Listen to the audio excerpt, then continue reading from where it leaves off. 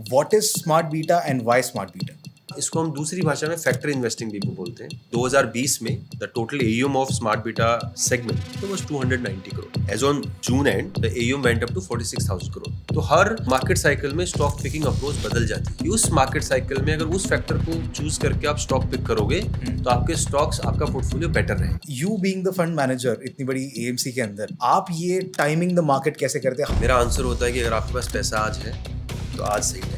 Like one of our sister concern in USA, they launched a product on battery in 2010.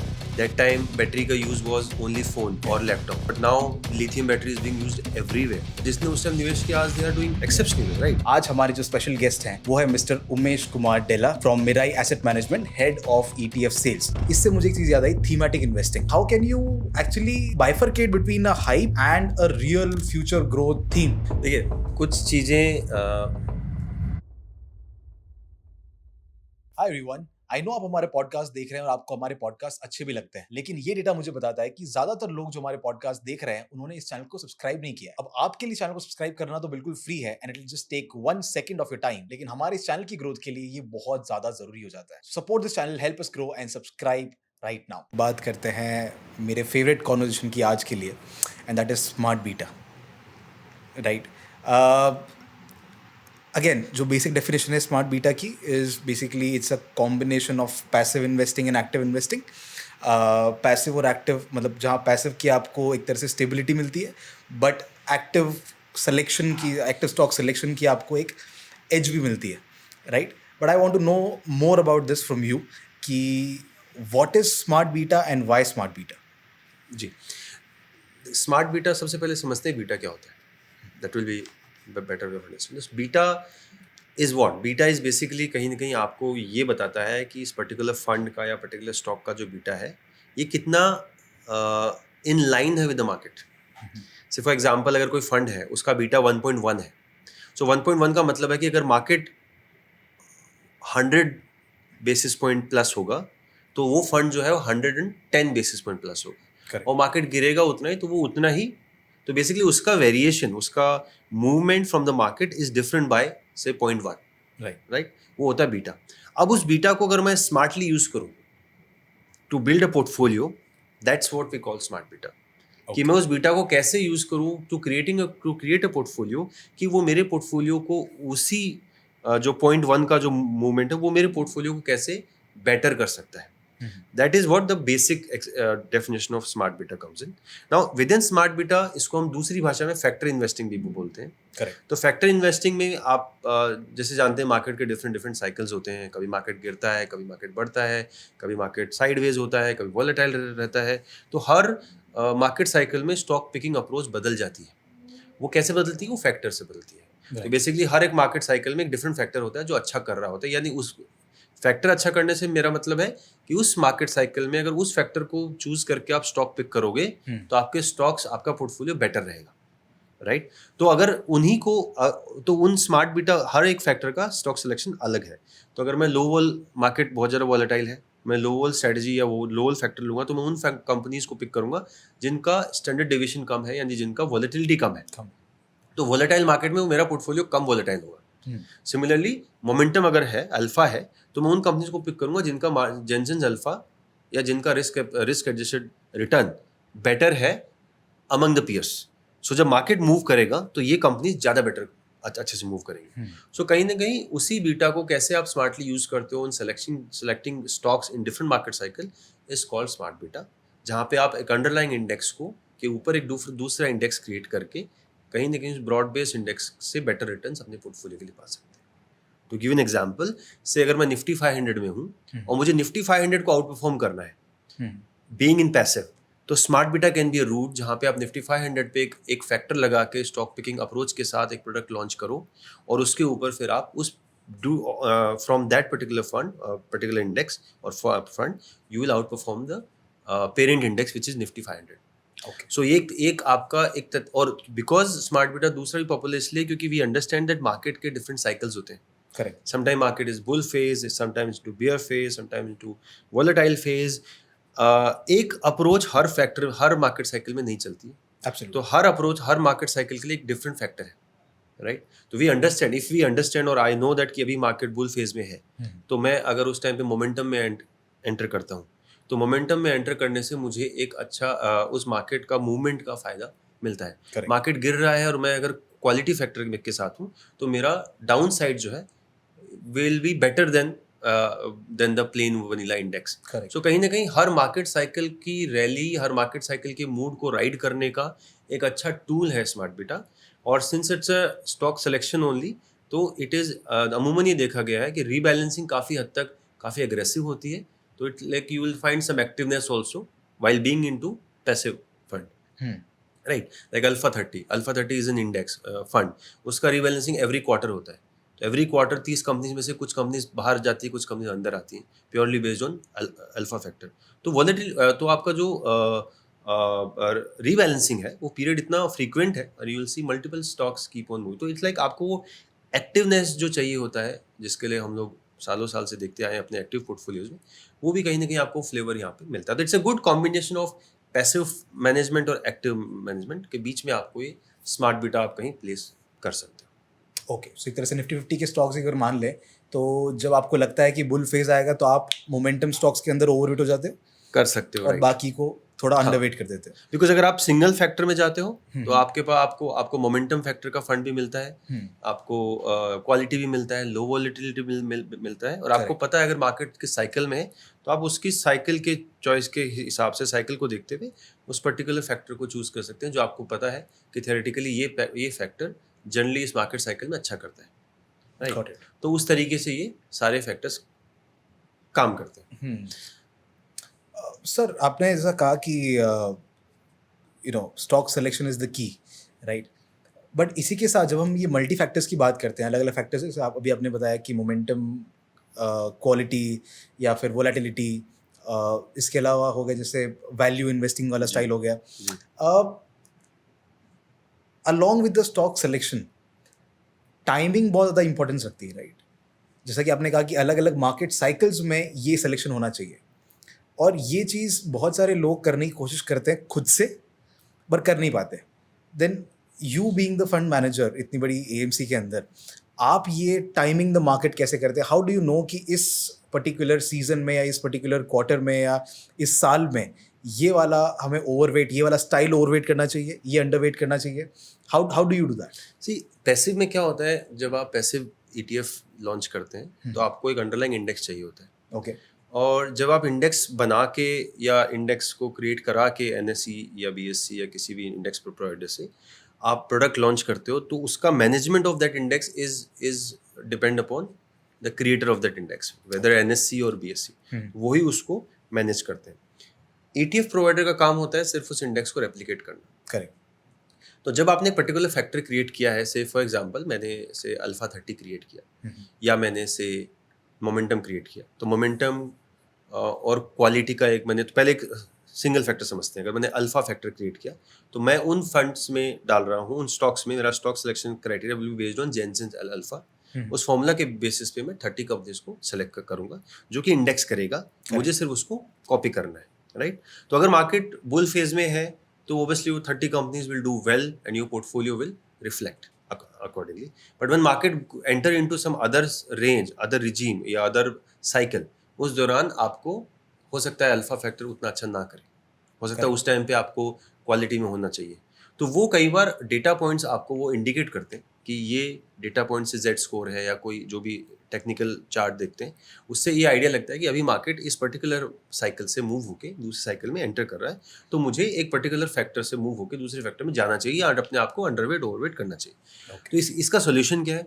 इसका solution ये है कि आप या तो सिंगल फैक्टर में रहें अगर आपको बहुत अंडरस्टैंडिंग है और आप बहुत लॉन्ग टर्म के लिए इन्वेस्टर हैं, या आप मल्टी फैक्टर में भी जा सकते हैं. अब मल्टी फैक्टर में अगेन अगर आप ETF क्रिएट करोगे तो आपको इंडेक्स चाहिए, और इंडेक्स विल भी से आपने मोमेंटम और क्वालिटी का अगर इंडेक्स क्रिएट कर दिया, तो वहाँ पे स्टॉक सिलेक्शन विल हैपन कि मैं क्वालिटी के फैक्टर्स को भी लगाऊंगा और मैं मोमेंटम के फैक्टर्स को भी लगाऊंगा वाइल सेलेक्टिंग दैट स्टॉक. तो मोमेंटम में मैं 6 महीने 12 महीने का रिस्क एडजस्टेड रिटर्न चेक करूंगा उस स्टॉक का, और क्वालिटी में मैं ROE और आपका अर्निंग और मैं आपका डेट टू इक्विटी रेशो, तो वो सारी चीज़ें मिक्स करके एक स्कोरिंग दूंगा, और स्कोरिंग के बेसिस पे I will select that particular stock. Okay ठीक है, और हर 6 महीने बाद मैं उसकी रीबैलेंसिंग, तो वो सब जो है इंडेक्स प्रोवाइडर करता है, ETF सिर्फ उसको रेप्लिकेट करता है। Now coming to your question कि पता कैसे लगता है, नाउ चैलेंज क्या होता है कि अगर मेरे पास सिंगल फैक्टर है एज एन इन्वेस्टर, तो मुझे उसमें बहुत लॉन्ग टर्म के लिए बैठना है, क्योंकि cycle can turn, cycle change हो गया, अब दोबारा जब तक साइकिल आएगा तो आई कैन स्टे इन्वेस्टेड, तो वो उन इन्वेस्टर के लिए ज़्यादा एप्ट होता है जो बहुत लॉन्ग टर्म है। ओके आपको एक नहीं 2 फैक्टर्स चाहिए, you think you want to capture momentum and quality also, तो वहाँ पे आप एक multi factor kind of strategy ले लो, 2 फैक्टर्स का, जो आपको से आपने ले लिया मिड स्मॉल 400 मोमेंटम क्वालिटी 100, तो वो मिड स्मॉल 400 में से 100 कंपनीज का मोमेंटम क्वालिटी फैक्टर पे एक आपने क्रिएट किया product, momentum and quality momentum quality 2 factors. Okay. So now momentum does well when market is on upside or capturing it or into a trend. Correct. Quality does well when market are entering towards a bearish side or a drawdown side. Okay. So both sides में आपको एक अच्छा एक balance मिल जाता है जहाँ आपको बहुत ज़्यादा चर्न करने की जरूरत नहीं है, बट इसके भी आगे इन्वेस्टर बोलते हैं नहीं, मुझे हर साइकिल को एंजॉय करना है, आई वॉन्ट अ प्रोडक्ट जो मुझे हर मार्केट साइकिल में एक पर्टिकुलर उस मार्केट साइकिल का जो भी उस मार्केट साइकिल का मूवमेंट है उसका मुझे बेस्ट बेनिफिट मिले। तो वहाँ पे आ जाते हैं मल्टी फैक्टर फंड्स, ओके जिसमें rather than 2 factors you are having more than 2 factors और 3 फैक्टर्स। तो अगर मैं इसको एक और एनालॉजी से एक्सप्लेन करूँ तो हेल्थ की बहुत बात होती है, we always talk about health, we always talk about food, कि मुझे और मुझे हेल्थ के अंदर आई वांट प्रोटीन, मुझे प्रोटीन डाइट भी खाना है, तो मुझे वाइटामिन्स भी चाहिए, तो मुझे फाइबर भी चाहिए। तो अगर मैं उसी एनालॉजी में ETF और फैक्टर्स को लाऊं तो value will be your protein, because that will give you protection when it goes drawdown, when market goes down it will protect you. Correct. Your momentum is your energy booster, that will boost your energy when actually your market is on a upside trend in any trend. Now coming to say low wall would be, I would say, fiber to you, so that I'm just trying to relate it with health. So low wall will be like fiber to you, which keep you stable and smooth, right?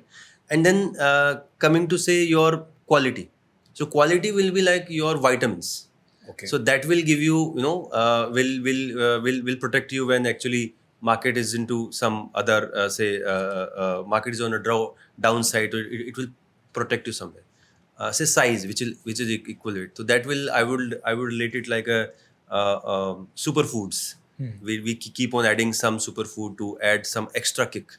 Correct. Right. So I would say similarly from health perspective also, when we look at multiple multiple sources to get protein, vitamins, fiber for my body, this is for portfolio body. When for your portfolio health, you should have multiple factors, right? Every factor has its own strength. So you to play on that strength, combination of all these factors will help you, enhancing your portfolio health. So that's how it goes. Okay एक और बहुत सी interesting बात मुझे लगती है जब हम ये फंड्स ऑफ फंड स्ट्रक्चर की बात करते जी। हैं, right, that is tax benefit. मुझे आज तक पर्सनली टैक्स का भी समझ में नहीं आया, राइट। जो सीए जब मुझे जाता हूँ मैं गालियाँ देता है मुझे, लाइक नहीं तू देख ले जो भी करना है। सो यही चीज़ आपने बोली है कि अलग अलग फैक्टर्स के अंदर जैसे अलग अलग फंड्स भी है, अगर मोमेंटम में चाहूँ तो उसमें इन्वेस्ट कर सकता हूँ। If I try to time the market, तो एक सिचुएशन में मैं मोमेंटम में जा सकता हूँ, फिर वहाँ से अपने पैसे रिडीम करके कहीं और डाल सकता हूँ। यहाँ पर अच्छा खासा हमें टैक्स का मार लगती है। But when you invest in funds of funds, ये एक बहुत अच्छा टैक्स बेनिफिट होता है। मैं समझ नहीं पाया हूँ, if you can explain this to me, how this happens and how it helps. Sure, देखिए टैक्स एक बहुत इंपॉर्टेंट एस्पेक्ट है, और जब इन्वेस्टमेंट की बात आती है तो ये और भी इम्पोर्टेंट हो जाता है। अनफॉर्चुनेटली हम इसको इग्नोर कर देते हैं, and I think good to keep tax aspect also in mind is always good for while you invest in any kind of asset class. Now fund of fund में क्या है, because fund of fund में जब आप underlying securities जहाँ आप invest कर रहे हैं या funds जिसमें आप इन्वेस्ट कर रहे हैं, if they are listed, like in this case जो हम लोग अभी एक प्रोडक्ट लॉन्च कर रहे हैं, मेरे asset multi factor fund of fund which invest into multiple factor based ETFs. So यहाँ पे underlying अगर ETFs हैं जो कि 100% listed है, in that case you will be qualifying for equity taxation, which says in short term, which is 365 days and less, 20%, and long term 12.5%. सो आपको taxation में वो क्लैरिटी है और यहाँ पे आपको बेस्ट जो इक्विटी का टैक्सेशन वो आपको मिलता है. सिमिलरली लाइक से for example her asset class का हर इन्वेस्टमेंट का अलग अलग टैक्स. तो जब भी आप किसी भी प्रोडक्ट में इन्वेस्ट करने जाए तो आपको वो टैक्स एस्पेक्ट हमेशा ध्यान में रखना चाहिए. But here in fund of fund structure where underlying is ETF, then it qualifies for equity tax. वो आपकी एक ही एसेट क्लास, एक ही इन्वेस्टमेंट कंसिडर होता है, राइट? हाँ, वो आपका इक्विटी में ही कंसिडर होगा. अगर आप 365 डेज से पहले अगर आप एग्जिट कर जाते हैं तो आप शॉर्ट टर्म कैपिटल गेन में आ जाएंगे. तो उसमें कोई कैपिटल गेन बनता है तो आपको 20% से आपको उस पर टैक्स पे करना है. अगर आप 365 डेज के ऊपर अगर आप के बाद में रिडीम करते हैं इस फंड में कोई भी फंड ऑफ फंड जिसमें अंडरलाइंग 100% ETF है, डोमेस्टिक ETF, तो वहाँ पे फिर आपको 12.5%, 12.5% का टैक्स लाइबिलिटी बनता है ऑन योर इनका ऑन योर से ग्रोथ. ओके सर, ये आपका जो नया प्रोडक्ट आने वाला है उसके बारे में बात करने वाले हैं, बट उससे पहले भी आपने जस्ट मेंशन किया एक गोल्ड एंड सिल्वर का आप नया प्रोडक्ट लेके आ रहे हैं. Can you elaborate on that? Yeah sure. I think अभी क्या है, देखिए लेटली गोल्ड इंडियंस के क्लोज टू हार्ट है. Yeah when it comes to gold, ये हमारे लिए इमोशन की बात है. ममास फेवरेट हमारे लिए इमोशन की बात है. हमारे लिए वो इन्वेस्टमेंट नहीं है. अब इन्वेस्टमेंट है बट अगर आप पेरेंट्स की बात करें, ममास की बात करें स्पेशली, तो उनके लिए वो इमोशंस है, राइट? और कहीं ना कहीं ये बहुत हद तक हम लोग हमेशा बोलते हैं कि हम गोल्ड में इन्वेस्ट नहीं करना चाहिए. आई वुड से हम गोल्ड में साल में 2 बार हम सालों साल से इन्वेस्ट करते आ रहे हैं, SIP करते आ रहे हैं, अक्षय तृतीया धनतेरस और धनतेरस. और उस दिन गोल्ड का प्राइस जनरली हाई होता है, but we don't care about that. This is how, because that again it's emotions. Now coming to from an investment perspective, lately we have seen that gold is a safe haven when there is a geopolitical risk. When there is nothing right in the world, then gold is something which you should increase in your portfolio. Now coming to silver is something when everything is right in the world, because it completely related with your with your economy. If economy is doing well, means your industries are doing well, your demand for silver will also increase accordingly. So if I combine both of them, problem क्या था, हम gold में invest करते आए, silver को बहुत ही pockets में ही सिर्फ सिल्वर का इन्वेस्टमेंट हुआ है. Silver is not being considered that way कि हर किसी के पोर्टफोलियो में जाएगा. लेटली हमने सिल्वर में थोड़ा सा एलोकेशन या ये कह लीजिए थोड़ा सा टिल्टनेस इन्वेस्टर का थोड़ा देखा है, इंटरेस्ट देखा है. अगर मैं इन दोनों का कॉम्बिनेशन कर दूं तो मैं एक एसेट क्लास, एक कमोडिटी है जो जियोपॉलिटिकल रिस्क या जो एक सेफ हेवन मानते हैं, और एक कमोडिटी है जो not actually equity but somewhere equity kind of behaviour है उसका. अगर मैं कोरिलेशन की भी बात करूं तो गोल्ड से ज़्यादा कोरिलेशन है विद इक्विटी, बट इक्विटी जितना नहीं, नॉट 100%. सो अगर दोनों को कंबाइन करूं तो I can create a better portfolio for commodities. Like if I have Nifty से गोल्ड और सिल्वर 50-50 का एक्सपोजर रखूं, और अगर मैं 15 साल से SIP कर रहा हूं उसमें, तो मेरा 12% के ऊपर का रिटर्न है SIP में, from a commodity asset class जो हम मान के चलते हैं कि ये तो एक सेफ है ना, इससे आप रिटर्न इतने एक्सपेक्ट नहीं कर सकते, because but the right combination can help you. Again allocation. Okay. So यहाँ हम लोग क्या कर रहे हैं इंडिया में, दो देयर आर फंड्स जो कि गोल्ड सिल्वर का मिक्स लेके आते हैं. हम लोग एक एक्टिव स्ट्रेटेजी पे लेके आ रहे हैं, जहाँ हम लोग बोल रहे हैं कि हम गोल्ड एंड सिल्वर दोनों में कॉम्बिनेशन करेंगे, एलोकेट करेंगे with in gold and silver in ETF through that fund, but that allocation will be dynamic. Dynamic means we'll consider multiple factors like your gold-silver ratios. We'll consider geopolitical risk. We'll consider, say, Fed policies and other things from the market, some technical aspects. And on basis of that, we'll define whether we should allocate more towards silver or towards gold. And accordingly, the allocation will go. Like say, today if I invest, I'll invest 55% into silver and 45% into gold as per that data. Now tomorrow if scenario changes, we will change the portfolio and we'll reallocate or allocate more towards those that commodity, maybe silver or gold. So it's a dynamically managed fund which will invest into gold and silver both. और objective यही है कि हम आपको उस fund के जरिए investor को एक अच्छा ऐसा प्रोडक्ट बना के दें जो दोनों प्रोडक्ट्स की, दोनों कमोडिटीज का एक बेस्ट कॉम्बिनेशन लेके आए और एक अच्छा आपको result they for your portfolio. So inflation hedge के साथ साथ इकोनॉमिक ग्रोथ दोनों का एक डाइवर्सिफिकेशन हो जाएगा इन दो कमोडिटीज की वजह से. Correct. You are right. So basically आप मार्केट भी आप कहीं ना कहीं इकोनॉमी पे भी बेट खेल रहे हो और आप कहीं ना कहीं समथिंग रॉन्ग हैपेंस वहाँ पे भी, मतलब both sides you are playing, so it's a good combination. मतलब आई वुड ऑलवेज से कि अगर आपका कुछ परसेंटेज कमोडिटी में रहता है तो you should always keep it as a combination of gold and silver. Okay. That percentage if you cannot define, then these kind of products are good products for you, जहाँ पे dynamically allocate होगा depending upon the situation in the market. And if you want to keep your family happy तो जाके खरीद भी सकते हो. Absolutely, because gold and silver are backed by physical assets. So मैं तो हमेशा सबको बोलता हूँ, गोल्ड अगर आप ज्वेलरी खरीदते हो उससे अच्छा आप गोल्ड ETF खरीद लो. पेरेंट्स बाय कि मैंने गोल्ड का हार लिया है, अपनी बहू को दूंगी, लेकिन जब बहू आएगी वो बहू ये वाला डिजाइन पहनेगी कि नहीं is the question mark. Correct. Right. इससे बेटर आप ETF ले लो, जब वो आए आप उनको ETF की यूनिट दे दो, she can sell the units and buy the latest design. No true. Yeah alright. ये तो अपकमिंग प्रोडक्ट है. एक और अपकमिंग प्रोडक्ट है जिसके बारे में मैं आज डिस्कस करना चाहता हूँ, and that is Mirae asset multi factor fund of fund, जिसका NFO भी आ रहा है I think 11th of August से जी टू 25th of August से चलेगा. राइट. Got it. सो हमने फंड ऑफ फंड की तो भी बात की है कि क्या होता है, उसका क्या स्ट्रक्चर होता है, क्या उसके बेनिफिट्स होते हैं. My question to you is why now? अभी हमने टाइमिंग की भी बात की थी कि we have to time our investments right, and that's where the multi factor model helps and the style helps. अब मेरा आपसे क्वेश्चन है कि ये फंड अभी लेकर आने का क्या मतलब हो सकता है, और आपने अभी वाले मार्केट में ऐसा क्या देखा कि you are coming up with this new product? देखिए, पहले तो मुझसे भी लोग पूछते हैं कि सर मार्केट में पैसा डालने का सही टाइम कौन सा है. हाँ. मेरा आंसर होता है कि अगर आपके पास पैसा आज है तो आज सही टाइम. जिस दिन आपके पास पैसा है that's the right time to market invest in market, because you are investing for a longer period. अब रही बात ये प्रोडक्ट अभी क्यों लेके आए हैं, देखिए अगर आप देखें पिछले 2-3 साल से smart beta as a strategy काफ़ी अच्छा चल रहा है. 2020 में the total AUM of smart beta segment जिस पूरा इंडस्ट्री का was 290 crore. Okay. As on I think June end 2025, the AUM went up to 46,000 crore, which is close to $5 billion from US perspective. So और 100 के ऊपर funds हैं. सो पिछले 2-3 very sharp rise. या पिछले 4 से 5 साल में काफ़ी एजुकेशन, काफ़ी इवोल्यूशन, काफ़ी मल्टीपल प्रोडक्ट्स इंडस्ट्री में आए हैं.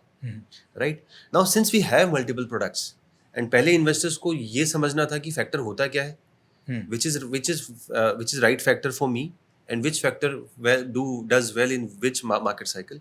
Now since we have factors, now we realize lately that investors are somewhere struggling कि अभी मैं कौन से मार्केट साइकिल में हूँ मुझे पता ही नहीं है, और अगर पता भी है तो मैं कौन सा फैक्टर लूँ, वो एक बहुत बड़ा क्वेश्चन है. तो since we have products and now investor is kind of asking those questions, so we thought of why not to come out something which is innovative.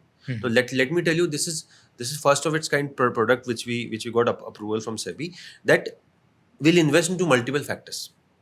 First of its kind? First of its kind. So first of its kind which got approved by SEBI. So we just launched it. We are launching from 11th till 25th of August. Similar gold silver will also be starting from 11th and closing on 25th only. Okay. So this product we launched because we are moving from normal product to solution product. So now these two products which we're talking about are basically solution driven, solution oriented product for clients. They need not to worry कि यार मैं इधर जाऊँ कि उधर जाऊँ, कौन सा लूँ. आपको सिंपली प्रोडक्ट वो बाय करना है. से अगर आपने मल्टी फैक्टर लिया then you need not to worry कि मुझे किस साइकिल में हूँ, कौन से फैक्टर में जाना है, क्या करना चाहिए. वो समवेयर मॉडल जो है वो will try to get the best से capture the best cycle and to allocate according to the cycle. So आपका जो कंसर्न होता है कि मुझे कब जाना चाहिए, या मुझे कब गोल्ड लेना चाहिए, कब सिल्वर लूँ, कब सिल्वर बढ़ाऊँ, वो सारे जो प्रॉब्लम्स हैं या सारे जो क्वेश्चंस हैं व्हेन एंड हाउ कि मैं कब बदलूँ और कैसे बदलूँ, that these two products will answer. So basically it is more from a solution perspective कि आपको सिर्फ पोर्टफोलियो, जब क्योंकि आजकल हम पोर्टफोलियो रिटर्न की बात करते हैं. When you talk about portfolio return, then you have to have product which can enhance your portfolio returns, also can reduce the cost. So these kind of products can always help that okay, मुझे tension लेने की ज़रूरत नहीं, मुझे सोचने की ज़रूरत नहीं कौन सा साइकिल क्या चल रहा है, ये एक प्रोडक्ट है, मैं इसमें डालूंगा and I am relaxed. Now the rest of the call will be taken by the model. So that's what we are trying to, our endeavor is to do that. Hopefully investor will understand and they will, I think they should explore this product. But sir cost तो बढ़ती है ना, मतलब passive ETFs के अंदर हम पैसा डालें जी। उससे तो ये जो फंड ऑफ फंड स्ट्रक्चर होता है या फिर जो मल्टी फैक्टर स्ट्रक्चर होता है उसमें कॉस्ट ज़्यादा ही लगती है. हाँ, देखिए कॉस्ट में क्या होता है, सिंस अगर आप फंड ऑफ फंड स्ट्रक्चर की बात करते हैं तो वो एक पर्टिकुलर फंड के ऊपर बनता है, तो आपको अंडरलाइंग फंड की कॉस्ट भी उसमें Add करनी कंसिडर करनी चाहिए. करेक्ट. सो बहुत सारे एमसीज वो दिखाती हैं, कॉस्ट नहीं दिखाते, but whenever you invest into any fund of fund, this is for audience, जब भी आप किसी भी फंड ऑफ फंड में निवेश करें, always look at the underlying fund, और ये मान के चलिए उस अंडरलाइंग फंड का एक्सपेंस भी आपको इंक्लूड करना चाहिए, क्योंकि जो अगर बहुत बार ऐसा होता है कि जो एक्सपेंस रेशियो दिखाया जाता है वो सिर्फ फंड ऑफ फंड का एक्सपेंस रेशियो दिखाया जाता है, ना कि द अंडरलाइंग फंड्स का. तो हमेशा अंडरलाइंग फंड्स का एक्सपेंस रेशियो लीजिए, उनका average would be the underlying expense and then add the fund of fund expense, that should be your overall expense. But Correct. Since that's the structure, that's why I said this is a solution. अगर आप एक ETF लेते हो और आपको पता है कि which factor to buy at what time, which ETF to buy at what time, gold या silver, then it's good. But you don't know. You want a solution. Correct. You want a model to be created. You want a call to be taken on his or her behalf at the AMC level. I think there we have to create this structure, because without fund of fund structure, आप वो rebalancing नहीं कर सकते. Now in multi-cap factor, we are keeping 7 to 8 ETFs, factor ETFs, where we'll be investing in multiple 7 ETFs में हम लोग rebal करेंगे. Okay. तो सारे 7 ETF में करने के लिए आपको स्ट्रक्चर चाहिए. लाइक गोल्ड सिल्वर में भी 2 ETF हैं, एक गोल्ड का एक सिल्वर. Okay, 7 ETF तो for 10 7 factors. ETF of 7 factors. Okay. And then we are choosing कि how much to allocate in which factor. And similarly gold silver. तो जब आप structure create करते हो तो आपको fund of fund structure is a right tool for it. Since though it is little costlier, but I would say still it is cheaper than actively managed funds. Yeah. Because अगर मैं एक direct plan की बात करूँ, actively manage this fund of fund structure, it should not cost you more than 50, 55 or 60 basis point. Still cheaper than the actively. Yes. But here it is providing you a solution. It is providing you exposure to multiple ETFs, multiple market cycles, or in that case into gold and silver. इससे मुझे एक चीज़ याद आई, thematic investing. जी. Right, बहुत चल रहा है आजकल, अलग अलग थीम्स आती है, अलग अलग हाइप बनती है. EVs is the new thing, या फिर AI इज द न्यू मतलब गोल्ड, या फिर अभी डिफेंस का आया था जब वॉर शुरू हुई थी. बहुत बार तो लगता है कि yes this is going to be the future, and जब हम हिस्ट्री निकाल के देखते हैं तो लोग बताते भी, जैसे आपने कहा था कि बैटरीज के अंदर इन्वेस्ट किया था, and it feel so good कि हाँ मैं फ्यूचर को देख रहा हूँ और फ्यूचर को देख के फ्यूचर में इन्वेस्ट कर रहा हूँ ताकि बहुत बड़ा पैसा बनेगा. बट बहुत बार पता है क्या प्रूव होता है कि ये तो सारा हाइप था, थोड़े दिन मोमेंटम आया और वो फुस हो गया. जब मैंने इन्वेस्ट किया तभी फुस हो गया. राइट, ये इस चीज़ को कैसे अवॉइड कर सकते हैं? How can you, of course you can never be sure, but how can you actually bifurcate between a hype and a real future growth theme? देखिए कुछ चीज़ें आप completely इस चीज़ को से जीरो नहीं कर सकते, because when a particular theme comes into picture, discussion उस पर शुरू होता है, बहुत बार कई बार hype होती है, I agree with you. Then you have to look at the fundamentals, the basic behind that particular theme कि क्यों बढ़ेगी, ऐसा क्या रीज़न है जो ये इंक्रीज हो गया, या पर्टिकुलर थीम या particular company will do well, right. Similarly उस हाइप को समझने के लिए आपको कुछ फंडामेंटल समझने ज़रूरी है. देखिए आप किसी भी तरीके का इन्वेस्ट करें, पढ़ना ज़रूरी है एज ए इन्वेस्टर. बिना पढ़े आप इन्वेस्ट करेंगे देन ऑब्वियसली बहुत ज़्यादा चांसेस हैं कि आप हाइप में ट्रैप हो सकते हैं. किसी भी थीम में, अगर आप पर्टिकुलर थीम में अदर देन हट के ब्रॉड बेस अगर आप जा रहे हैं, यानी किसी भी लार्ज कैप मिड कैप से बाहर जा रहे हैं, कुछ नई थीम को चूज़ कर रहे हैं, तो वहाँ पे बेटर अगर आप पढ़ लिख के थोड़ा समझ के करेंगे तो आप कॉमन सेंस लगाएंगे तो वो बेटर है. एंड देन ऑब्वियसली आजकल तो ऑडियंस के पास प्लेटफॉर्म्स लाइक यू हैं जहाँ पे they can ask their queries, they can like, but पहले ऐसा कुछ नहीं होता था, तो उस टाइम पे थोड़े chances of getting trapped were higher.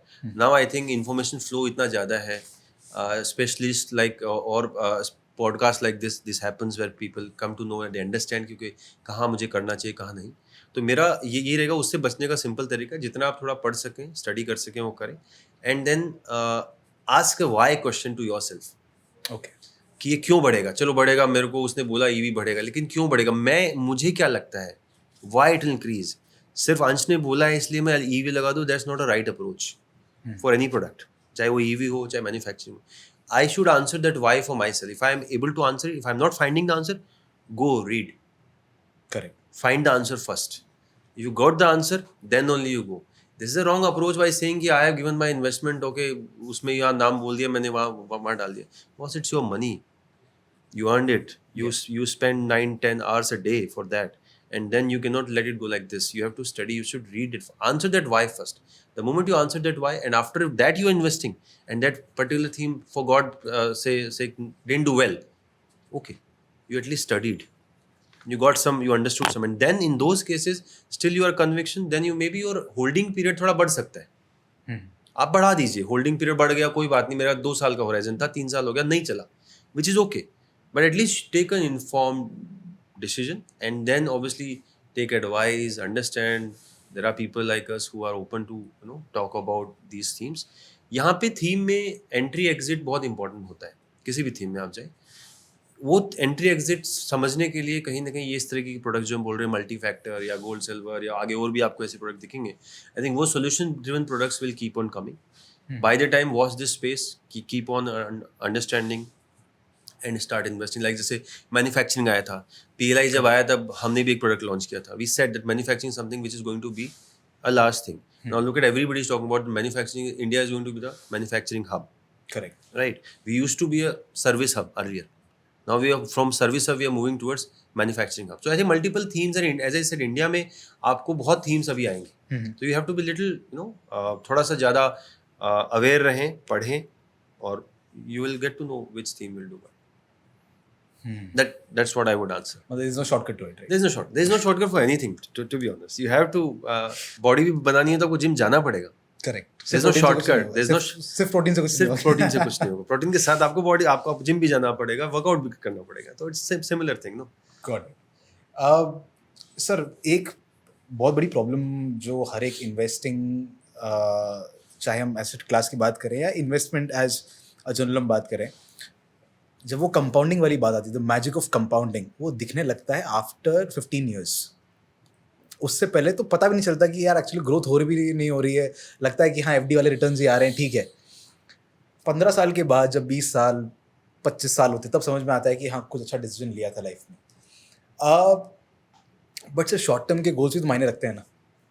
बिल्कुल. राइट. अगर मुझे आज कार लेनी है तो आज लेनी है या नेक्स्ट ईयर तक लेनी है. अगर मुझे इंटरनेशनल वेकेशन पे जाना है तो अगले 2-3 सालों में जाना है. राइट. और ये सारे के सारे जो फंड्स हैं या इन्वेस्टमेंट क्लासेस हैं, ये मेरी इस प्रॉब्लम को सॉल्व नहीं करते हैं. What do you think can be solution of this? देखिए, उसके लिए सोल्यूशन ये इसका ही नहीं, ये हर इन्वेस्टमेंट के लिए भी हम हर सबको बोलते हैं, इन्वेस्टर्स को, आप ना गोल बेस्ड प्लानिंग कीजिए. और गोल कुछ भी हो सकता है. मुझे हर साल मोबाइल खरीदना, ये भी एक गोल है. करेक्ट. आप जब गोल डिफाइन करेंगे और गोल डिफाइन करने के बाद आप इन्वेस्टमेंट करेंगे, आप समझेंगे अगर मुझे 1 साल के बाद पैसा चाहिए, तो मैं अगर सपोज 5,000 की SIP कर रहा हूँ जो 60,000 बनता है, और मैंने वो उसको किसी डेट फंड में डाला बिकॉज मुझे 1 साल के बाद चाहिए, तो मैं इक्विटी का रिस्क वहाँ नहीं लूँगा. तो जैसा आपका गोल है वैसा आपका एलोकेशन है. आपको बच्चे की शादी के लिए चाहिए, आपको अपनी शादी के लिए चाहिए जो 5 साल बाद है, तो you have a horizon of 5 years. तो जैसे आप किसी भी चीज़ के गोल डिफाइन कर देते हैं ना, तब आप क्लियर हैं कि मुझे ये करना है. तो मुझे ये करना है, तो then you do reverse calculation कि मुझे 2030 में मेरे पास से 1 करोड़ चाहिए या मुझे चाहिए, तो मुझे आज कितना इन्वेस्ट करना है, किस रेट से इंडियन इकोनॉमी बढ़ रही है, GDP ग्रोथ क्या है, इन्फ्लेशन कितना है, सारे फैक्टर्स कंसिडर करके क्या मेरा 1 करोड़ बनेगा, उसके लिए मुझे किस तरीके के फंड को चूज़ करना है. तो ये सारी चीज़ें पुट टुगेदर आपको ध्यान में रखते हैं. तो हमेशा कीप अ गोल. और दूसरी इंपॉर्टेंट चीज़ मैं आपको कहूँगा, जो भी फाइल, चाहे आप फिजिकल फाइल रखें चाहे फोल्डर बनाएं, उस फोल्डर का उसको सेव कीजिए अपने गोल के नाम से. Okay. Mention the goal in the folder. Right. Because जब भी आप उस फोल्डर को खोलेंगे, आपको अपना गोल दिखेगा कि ये फोल्डर मैंने इस गोल के लिए बनाया, मतलब इस फोल्डर के अंदर जो भी इन्वेस्टमेंट है वो इस गोल को ध्यान में रख के किया गया है. समटाइम्स क्या होता है, हम इम्पल्सिव डिसीजन ले लेते हैं कि यार मेरे को थोड़ा पैसा चाहिए, ज़रूरत है, चलो काम करो, घूमने जाना है, पैसा नहीं, गोल प्लान यहाँ से निकाल देते हैं. The moment you click that folder, you will realize no this is for this goal. Correct. हमारा प्रॉब्लम क्या था, हम इन्वेस्ट करते टाइम तो गोल याद रखते हैं, 5 साल बाद 2 साल बाद भूल जाते हैं. तो better to write it somewhere और उसको फिर उसी तरीके से आप फॉलो करें. That is the only solution of investment. पढ़िए, गोल डिफाइन कीजिए, पढ़िए और लॉन्ग टर्म इन्वेस्ट कीजिए. Don't take impulsive decisions and don't follow say anybody like don't follow नहीं बोलूँगा, जो होता है ना कि किसी के कहने पे आपने कुछ कर लिया without applying your own mind, that is also a wrong approach towards investments. Got it. Perfect, sir. I Thank you so think much. that's all for today's session. बहुत बहुत मजा आया and again congratulations on the upcoming 2 NFOs, एक gold silver वाला end of course एक multi factor वाला for Mirae Asset Management. And thank you so much for all the valuable insights that you've given us today. So thank you, Ansh. Thank you, Upsurge, for inviting me for this podcast.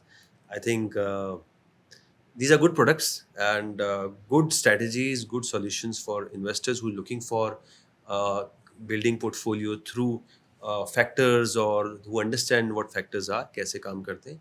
और gold silver का जो confusion है कि कहाँ किस में कितना allocation करना है, किस फैक्टर में कितना एलोकेशन करना है, मुझे लगता है ये दोनों प्रोडक्ट कहीं ना कहीं उन क्वेश्चंस को बहुत हद तक आंसर करेंगे क्लाइंट की पोर्टफोलियो में. So thank you so much for having me. Great. We really believe कि investors would love that product. And on that note, आप सबको कैसा लगा ये पूरा का पूरा podcast? Let us know in the comment section below. और ये पूरी conversation में आपके कोई doubts है, कोई questions हैं, ये भी आपको comments में लिख के बताइए ताकि हम उन्हें answer कर सकें. I think sir will also help us to answer those questions. And हम आपसे मिलते हैं ऐसे ही अगले informative content के साथ. Till then, keep learning, keep trading and investing with Upsurge. Thank you so much.